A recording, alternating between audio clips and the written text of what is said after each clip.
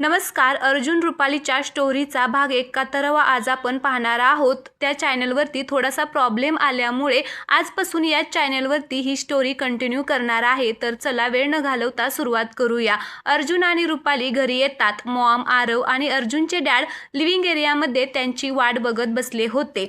जेव्हापासून मॉम यांनी डॅडला फोन करून रुपालीची गुड न्यूज सांगितली होती तेव्हापासून त्यांना तिथे 1 मिनिटसुद्धा दम निघत नव्हता.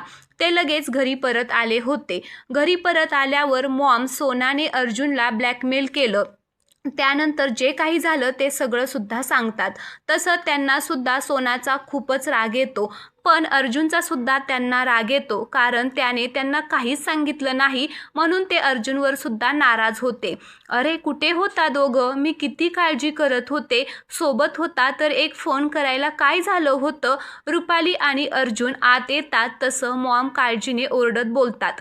हो हो सांगतो सगळं, आधी बसू तर दे आम्हाला, अर्जुन मॉमना बोलतो आणि रुपालीला सोफ्यावर बसून तो पण तिच्या शेजारी बसतो. अर्जुन रुपालीची खूपच काळजी घेत असतो. डॅड तुम्ही कधी आलात? रुपाली डॅडला पाहून विचारते. मगाशीच आलो. थँक्यू बेटा, खूप मोठा आनंद देत आहेस तू आम्हाला. डॅड प्रेमाने तिच्या जवळ येत डोक्यावरून हात फिरवत तिच्या शेजारी बसतात. तसं रुपाली गालात हसत खाली मान घालते. मनातून आनंद पण होत होता आणि लाज पण वाटत होती. पोटात खड्डा पडत होता.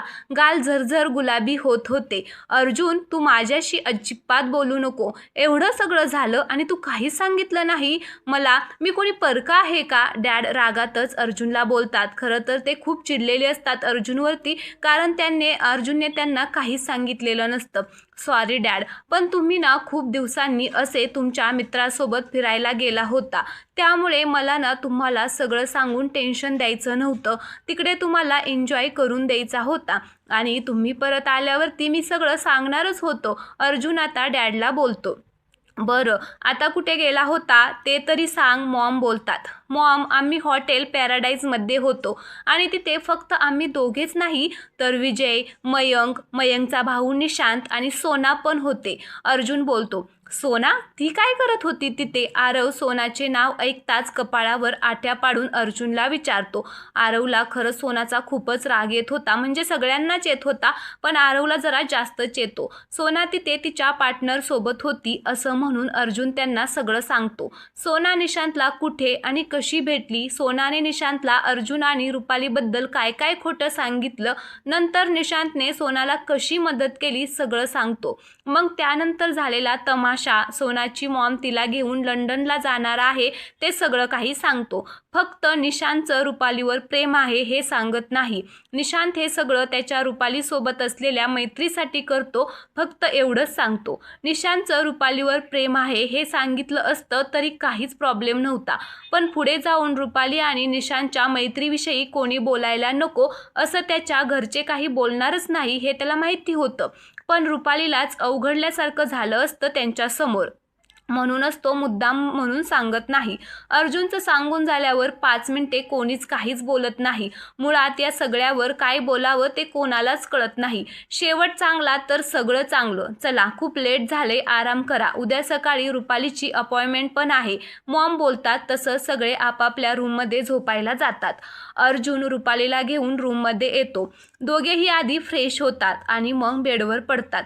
थँक्यू, रुपाली अर्जुनच्या गालावर किस करून बोलते. कशासाठी? अर्जुन तिला विचारतो. तुम्ही निशांत आणि माझ्यासोबत काही चुकीचा विचार नाही केला म्हणून, रुपाली बोलते. कारण त्याने एकदाही तिला निशांतबद्दल काहीच प्रश्न विचारला नाही. मग तुला सुद्धा थँक्यू, कारण तू सुद्धा माझ्याबद्दल आणि सोन्याबद्दल काहीच चुकीचा विचार केला नाही. अर्जुन सुद्धा तिच्या गालावर ओठ टेकून बोलतो. तसं रुपाली खुदकन गालात हसते. उद्या सोनोग्राफीसाठी जायचं आहे, झोप आता, अर्जुन रुपालीला बोलतो.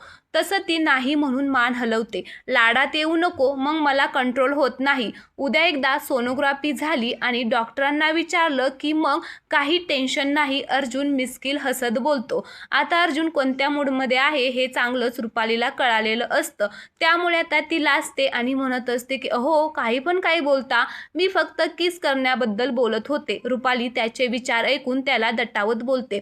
त्याचं बोलणं ऐकून गाल लगेच लाल झाले होते. होते. पोटात फुलपाखरे उडत होती. मग मी पण फक्त किस करण्याबद्दलच बोलत होतो, तुला काय वाटलं? अर्जुन मुद्दाम तिला त्रास देत होता.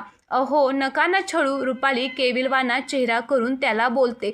तिला पण माहिती होतं की तिला त्रास देण्यासाठीच तो मुद्दाम करत होता. असं ओके आता नाही देत, फक्त एक किस दे मग झोपतो मी, अर्जुन बोलतो आणि ती काही बोलण्याच्या आधीच तिच्या ओठांवर ओठ टेकून किस करायला सुरुवात देखील करतो. तिची काळजी घेत तिला हळूच तो किस करत होता.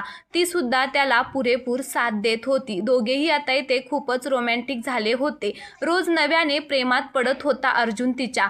तिला आधी दिलेला त्रास आठवून तर अजूनच जास्त प्रेम येत होतं त्याला तिच्यावर आणि स्वतःचा राग सुद्धा येत होता त्याला. तिला श्वास घ्यायला त्रास होतो तसं तो तिचे ओठ सोडतो. आज फक्त किस करून सोडत आहे. उद्या एकदा डॉक्टरांनी कन्फर्म केलं की बेबी ठीक आहे मग फक्त किसवर सोडणार नाही. अर्जुन वाढलेले श्वास कंट्रोल करत तिला बोलतो. तसं रुपाली लाजून त्याच्या मिठीत शिरते. तो असं काही बोलला की तिच्या पोटात गोळाच दाटून येत होता. अंगभर गोड शहारे उभे राहत होते. गाल लाल होत होते. चेहरा लालसर गुलाबी होत होता आणि एका वेगळ्याच दुनियेत गेल्यासारखं फील होत होतं रुपालीला. अर्जुनला सुद्धा ती अशी लाजल्यावरती अजूनच तिच्यावरती प्रेम येत होतं. उद्या ते त्यांच्या बाळाला फर्स्ट टाइम पाहणार होते. त्यामुळे दोघांनाही त्या आनंदात झोपच येत नव्हती. एक वेगळीच हुरहुर लागली होती मनाला. पण झोपावं तर लागणारच होतं. त्याशिवाय का दुसऱ्या दिवशी लवकर उठून त्यांच्या बाळाला पाहायला जाणार होते. बाळाचे स्वप्न पाहत दोघांनाही झोप लागते. ते सकाळीच जाग येते.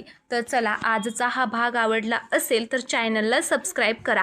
आपल्या जुन्या चॅनलवरती थोडासा प्रॉब्लेम असल्यामुळे आपण हे व्हिडिओ आता ह्या चॅनलवरती टाकणार आहे. तर नक्की चॅनलला सबस्क्राईब करा. धन्यवाद.